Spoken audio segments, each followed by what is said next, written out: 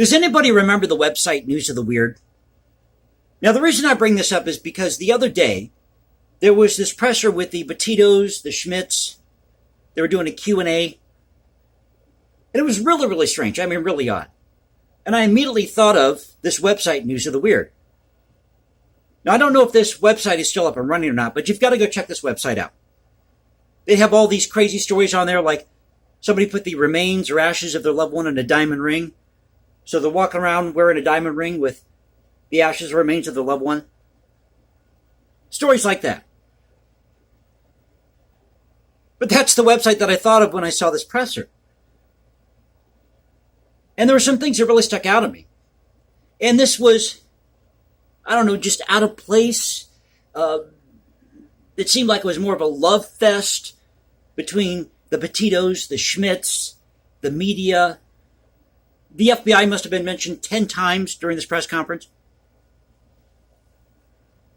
By the way, this is the Culture Confederacy. Welcome back to the channel. It's Thursday. Hope you're all getting geared up for the weekend. And if you liked the video, please click that like button, subscribe, hit me up on Instagram at hashtag Jason Composes, leave comments below. And now you can reach me at Twitter, Culture Confederacy at Twitter. But I think there was a lot of dodging that was going on in this press conference. So it wasn't just this love fest, but a lot of unanswered questions that need to be answered. Because I think they give us a good insight to what actually happened in this case. So this presser starts out with the family lawyer. We're going to call him Lawyer Boy, because this guy looks like a snake oil salesman. I mean, he does. I'm sorry. He looks like a snake oil salesman. I guess all lawyers do to some extent.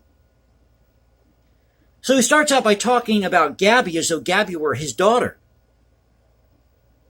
Shouldn't the family be talking about Gabby, not their lawyer? Then Gabby's mother comes up to the microphone, and rather than first talking about Gabby, her experiences with Gabby when Gabby was alive, she starts praising law enforcement. Then the reporter asked what justice looks like for Gabby, to which the family lawyer, Lawyer Boy, replied by saying, justice for Gabby is that we seek justice for her homicide. Well, I agree with that totally. Hey, Brian Laundrie, if you committed this crime, you need to get your ass out of the woods and turn yourself in. You're not doing yourself any good by hiding in the woods. And I still maintain, as I talked about in my last video, that he is not at the Carlton Reserve, but he's probably within that vicinity, about 10, maybe 15 miles northeast, near the Myakka River State Forest Park. It's about maybe a 3 to 4 hour hike. This idea that he hiked back to Fort DeSoto Park, I don't think that's possible. For two reasons. Number one, Fort DeSoto is a very popular park, especially for locals in St. Pete. I know I'm from the Tampa Bay area. I lived in St. Petersburg for 26 years. So it's a very popular area. He would have been spotted by somebody. And you can't cross over the Sunshine Skyway Bridge by foot. I believe it's against the law to walk by foot over the Sunshine Skyway Bridge. Some people have tried to jump off that bridge. So I really think that he is more closer to home, and it would make more sense to me to walk northeast to the Myakka State River Forest Park. Once again, 10.2 miles away from the Carlton Reserve, 3 to 4 hour hike. You could even bike it, probably bike it in less than an hour. Why isn't the FBI or local authority, why aren't they looking in that area? No, he didn't go to Mexico. I don't think he's hiding in Cuba. I don't think he's in the Appalachians. Now, I could be wrong on all that he's hiding out by the Myakka State River Forest Park. But it just makes more sense to me that if you're going to hide, you're going to go in the opposite direction of where people are looking, whether that's north or south. But then there was something that really caught my eye here, and this was the family lawyer praising the FBI. He called them, get this, he called them the premier agency in the country, the FBI. Isn't this the same group of clowns? Now, I'm not talking about those of you who work for the FBI who are actually out in the field doing the dirty work. I'm talking about people at the top. Oh, I don't know, like Peter Strzok, who had that relationship or affair with Lisa Page. Peter Strzok, Smuck, Smirk, Schmuck. But these people who head up the FBI in D.C., they're idiots. They don't know what they're doing. How they got their position, God only knows. Either they paid somebody off or they slept with somebody. But yeah, the family lawyer is sitting here praising the FBI, calling them the premier agency in the country. And yet within 1 week, Dog the Bounty Hunter was able to hone in on all these leads within 1 week. And you've got these FBI agents at the Carlton Swamp Reserve. Now, I understand that they have to be very thorough so they don't miss anything. But they spent 3 weeks at the Carlton Reserve, the FBI. And yet you've got Dog the Bounty Hunter, who within 1 week was able to go through all these leads.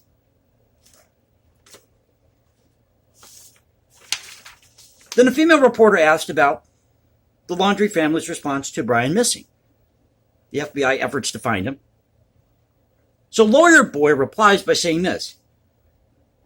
He says, the Laundries have been silent. The Laundries did not help us find Gabby, and they're sure not going to help us find Brian. This is very sloppy on this lawyer's part.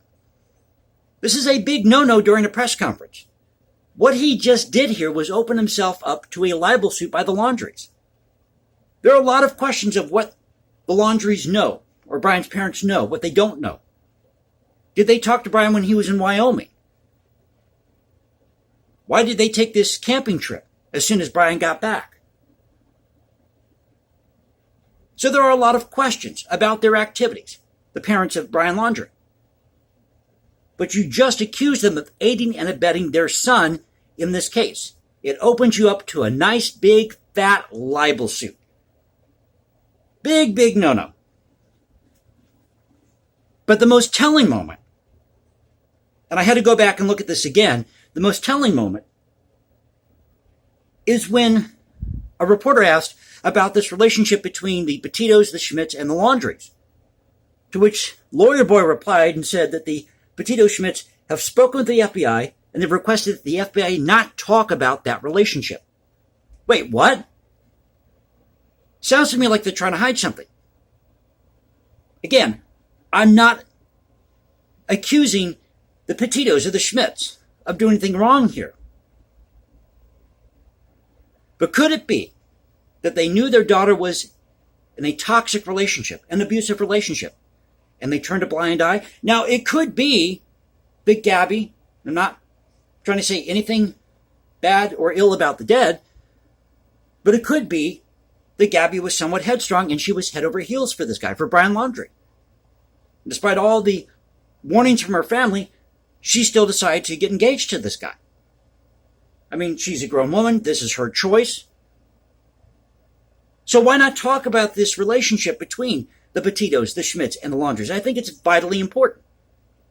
Any stone we can unturn in this case might lead us to what happened to Gabby Petito.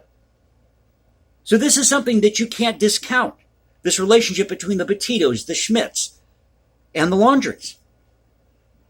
So that was a big red flag to me. The family has requested the FBI not talk about that relationship. What else do I have in my notes here? Okay, they also announced the start of the Gabby Petito Foundation. I'm all for that. They said through this tragedy, some good can come out of it. They want to help other people. And this is really, really strange. They talked about the tattoos. Did you see, if you saw the press conference, did you see this? They were all wearing the same type of tattoo on the side of their forearm, like Gabby had when she was alive.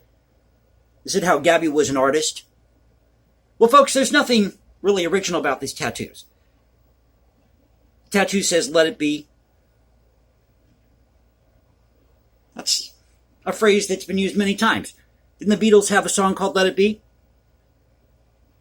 And the tattoo is done in cursive lettering. So it looks like any standard tattoo you would find in a tattoo parlor. You go in there, they got those panels of illustrations of tattoos. But yeah, that was really, really strange to me. They all had the same tattoo. And then her father gets up to the mic and he says this: we need quote unquote positive stuff to come from this tragedy that happened. Oh, I don't know, like maybe, should I say it or not, folks? Perhaps a book deal. Come on, you know that's coming. You know there's going to be a book deal somewhere down the road. But I do have to give props to Mr. Petito because he called out the media. Because there was a question about why there's so much focus on this case and not other cases, especially cases involving minorities who were killed under the same circumstances or found dead under the same circumstances. And he called them out. He said, it's your responsibility to report that. Don't pin that on me. My daughter just died. It's your responsibility to report this. Now, folks, anybody who has any type of media presence, whether they're white, black, Hispanic, you name it, they're going to be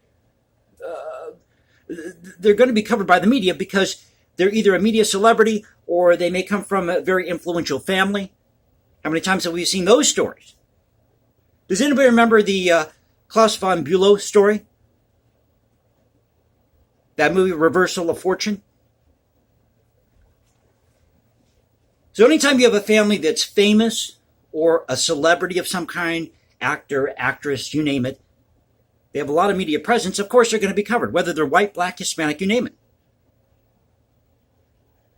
So kudos to Mr. Petito for calling out the media. And how dare you people out there throw the race card in this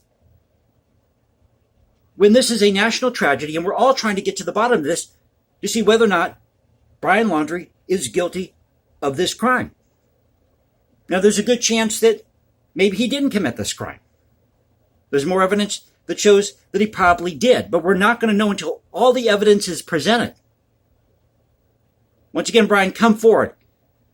You need to stop hanging around in the woods and turn yourself in. So in closing here, I just thought this was a really strange press conference. And I'm noticing something else out there. People are coming out of the woodwork saying that they saw Brian Laundrie here, they saw him there. Let's not turn this into a media circus. And that was my big concern when I saw this press conference. Because I'm trying to be delicate how I say this. It did come across in a way that the Petitos and the Schmidts were looking for more media attention. I'm not trying to sound harsh by that, but that's what it appeared to be to me. That they were looking for more media attention. And the last thing we need right now is for a media circus. And for people to be saying that they saw Brian Laundrie here or there as though it was an Elvis sighting. You saw Elvis working at a McDonald's in Vegas. So I hope you enjoyed the video. If you did, please click that like button, subscribe, hit me up on Instagram at #JasonComposes, leave comments below. And now you can reach me at Twitter, Culture Confederacy Twitter. This is the Culture Confederacy saying peace out. Stay safe, everybody. God bless this great country. And I'll catch you next time. And let's get justice for Gabby Petito.